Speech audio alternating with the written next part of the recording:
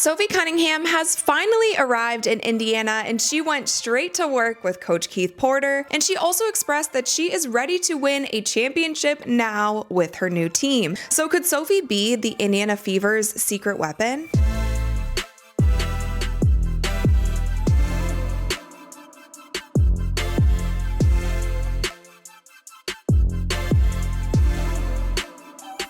What's up, you guys? I'm Rachel DeMita, and welcome to the Courtside Club. The big news of the day yesterday was Sophie Cunningham arriving to Indiana. So we saw a ton of footage online yesterday, but for today's video, I wanted to live react to her workout with Coach Keith Porter, and I also wanted to live react to some of the interview clips with her and also Coach Stephanie White talking about Sophie's impact on the team, what they expect for this season. There's a lot to go over, so let's jump right in. So let's start off with her workout with Coach KP, who we did have on the show. If you guys haven't watched that interview, make sure that you do. She's working on some in and out dribbles, finishes at the rim, front of the rim.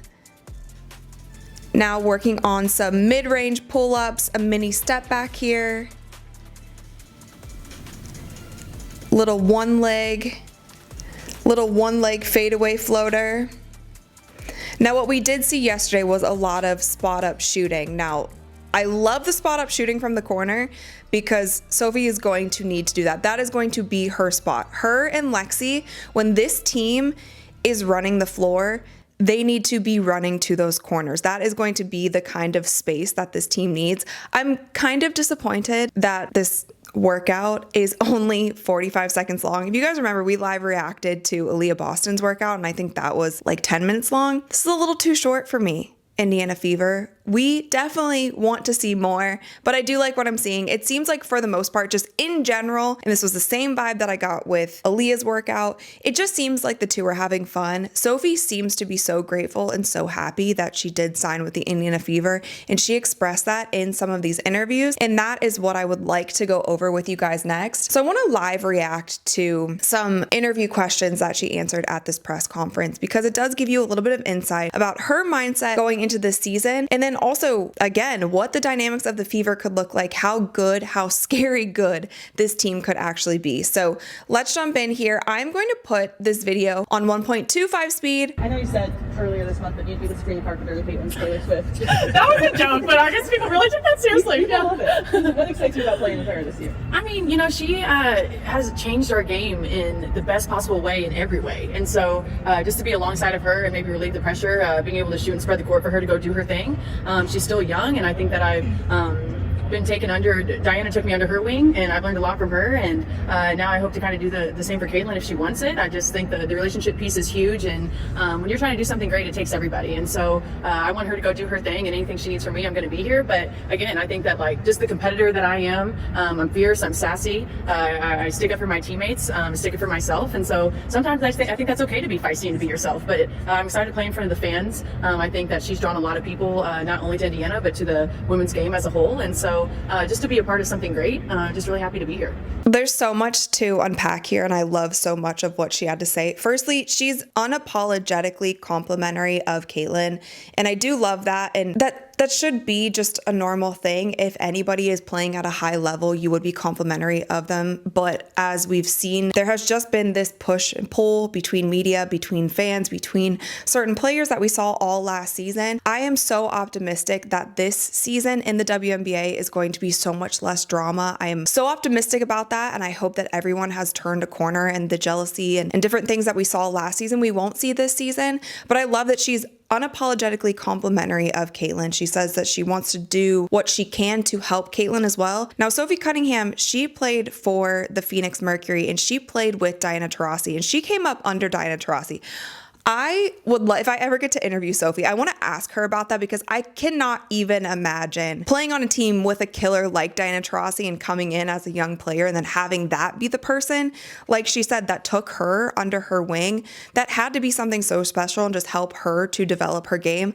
I also like that she said here that she's willing to do that. She also said she's feisty, she's fierce. That to me is saying that she doesn't mind being an enforcer on the court when she needs to be. And that was something something that a lot of fans had critiques about the Indiana Fever last season, is that they didn't truly have a real enforcer on the floor. But I think between DeWanna Bonner, who is also, as you know, she's a vet in this league. She doesn't take crap from anyone. Having her, having Natasha Howard, like, they do have more enforcers now. They have people who aren't afraid to get after it and get feisty. And I like that she said that here. It's like she's unapologetically her. She's unapologetically complimentary of Caitlin. And she's excited to play in front of the fans. And I think the fans are super excited to see her as well. Even from just this interview clip when the Indiana Fever posted this to their Twitter account, I think has like 800,000 views in 24 hours. Probably by the time I post this video, it has even more. Fans are so ready to watch this team. So let's continue.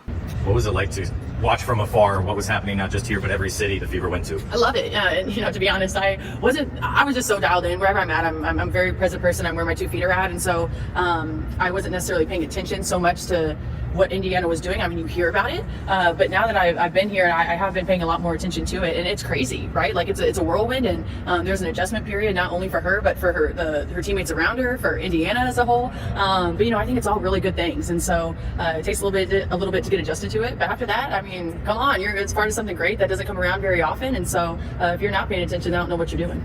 I love that too. She says, if you're not paying attention, I don't know what you're doing. Like, she gets it. There's a wave happening right now. We've talked about it on so many different levels. And even just today, it was announced that the Indiana Fever, when they play against the Atlanta Dream, they will be moving that game to the State Farm Arena, which is a much bigger arena. It holds nearly 17,000 people.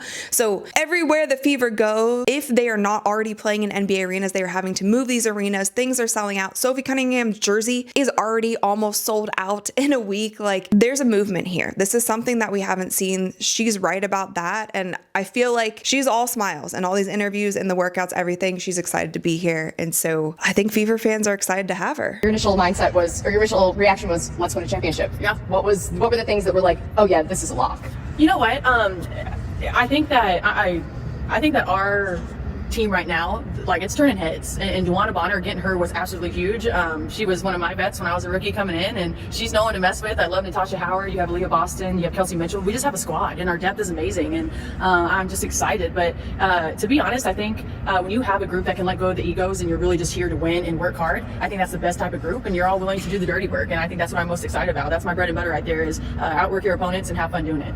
Now, this is something that we have talked about so much. I remember a lot of us, including me, I was freaking out during free agency just seeing who the Indiana Fever were signing. And I think a lot of Indiana Fever fans, if they're not familiar with DeWanna Bonner, they will get familiar with her very quickly, because even if she's a little bit more quiet on the court, and we've seen feisty moments from her, she is a stud. Like, she is a really good ball player. To have superstars like her, Caitlin, and Kelsey Mitchell coming together, and then you have a budding star in Aaliyah Boston finding her game, and then you've added now depth to the bench as well. And I think that's what Sophie's talking about. And I don't want to get ahead of anything and be like, oh, this team is a championship team, now or bust kind of team, because like I've talked about in previous videos, anything can look good on paper. And we've seen this happen so much in the men's game. You slap together a bunch of stars on paper, everything looks great. It seems like they'll play well together. You don't know until they're on the court. However, I am very optimistic about this team, and I think Sophie is as well. But another thing that I did like that she said is she said that she's willing to do the dirty work. She's willing to do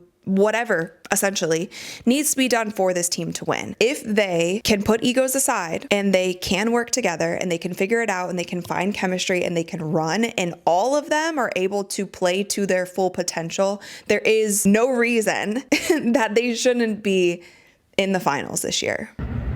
What have been some of maybe your initial conversations with the coaching staff as they maybe discuss what this season could be like, both for the team and for you? Yeah, I've always been a huge fan of Stephanie White, and I'm not kidding. We in college I played, she coached against me and whatnot, and so we know each other for quite a long time. And since I've been at league, I was like, hey, when are you gonna coach me? It's always just kind of a running joke, and it's been one for the past 3 or 4 years. And so it to finally all kind of come together just at the right time, I'm stoked. I think she's a heck of a coach. I love her offense. I love her approach to games and her approach to her players and the relationship she has with her players. And so I just think that we're gonna do something really special here and moving forward this year. said that wrong, but this year and moving forward. I feel so vindicated when I see all of these opening press conferences with the different players who are joining the Fever, because I said initially when Stephanie White was hired, there's going to be moving parts, and I bet you that Stephanie White is going to bring people that she's already familiar with. She's not going to mess around and take gambles on players that she doesn't know how they are. She isn't familiar with their game or doesn't know them personally or hasn't coached them before. This organization has been so calculated with who they are bringing onto this Indiana Fever team. It wasn't just, let's just go for the best players in the league and that's it. They took so many things into account. And so Sophie said it here. She does have a bit of a previous relationship with Coach Stephanie White, and Coach Stephanie White was familiar with her game. So all of that makes sense to me, and also feel like I called it. So I'm patting myself on the back for that one. Back to that All-Star game, was that your first interaction with Caitlin, and what was so funny? Yeah, to be honest, when we first played her, I just think she's had a lot of pressure on her shoulders, and I think a lot of people, no one's walked in her footsteps, and so it's really easy to judge and to say things, but at the end of the day, we all need to empower each other and be there for each other. I think she's done a lot, not only her, but that rookie class. They've brought a lot of attention to our league, and it's needed. Like, this is what we've always wanted, and so why would we not embrace them and make sure they're good? And so when we first played them, I was like, hey, keep doing your thing. Like, you're doing a great job. If you ever need anything, reach out.